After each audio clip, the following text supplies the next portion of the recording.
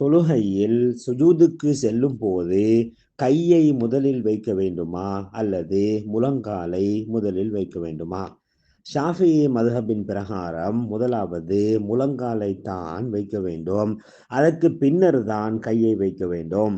அவ்வாறு செய்வதுதான் சுன்னத்தான விடயம் என்பதை நாங்கள் புரிந்து கொள்ள வேண்டும்.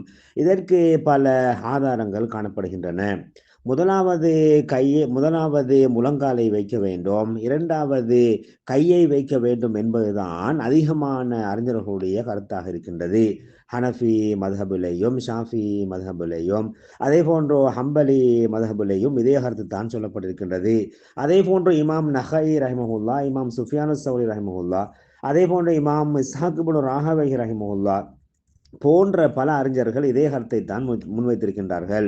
உமர் இப்னுல் ஹத்தாப் ரலியல்லாஹு அன்ஹு அவர்களும் அவருடைய மகன் இப்னு உமர் ரலியல்லாஹு அன்ஹு அவர்களும் இதே கருத்தை தான் சொல்கின்றார்கள். இதற்கு ஆதாரமாக வாயில் இப்னு ஹுஜர் ரலியல்லாஹு அன்ஹு அறிவிக்கக்கூடிய ஹதீஸ் ஆதாரமாக இருக்கின்றது. நான் நபிகள் நாயகம் ஸல்லல்லாஹு அலைஹி வஸல்லம் அவர்கள் சுஜூது செய்யும் பொழுது முதலாவதாக அவர் சுஜூது செய்யும் பொழுது கையை வைப்பதற்கு முன்னர் முழங்காலை வைப்பதை நான் கண்டேன். இரு கைகளையும் வைப்பதற்கு முன்னர் முழங்காலை வைப்பதை நான் கண்டேன் என்பதாக வாயில் இப்னு ஹுஜர் ரலியல்லாஹு அன்ஹு அறிவிக்கின்றார்கள். அதே போன்று எழும்பும் பொழுது கையை உயர்த்திவிட்டு அதற்கு பின்னர் தான் முழங்கையை உயர்த்தினார்கள் என்பதாக அந்த ஹதீஸிலே சொல்லப்பட்டிருக்கின்றது. இந்த ஹதீஸ் அபூதாவுதிலே பதிவு செய்யப்பட்ட ஹதீஸாக இருக்கின்றது.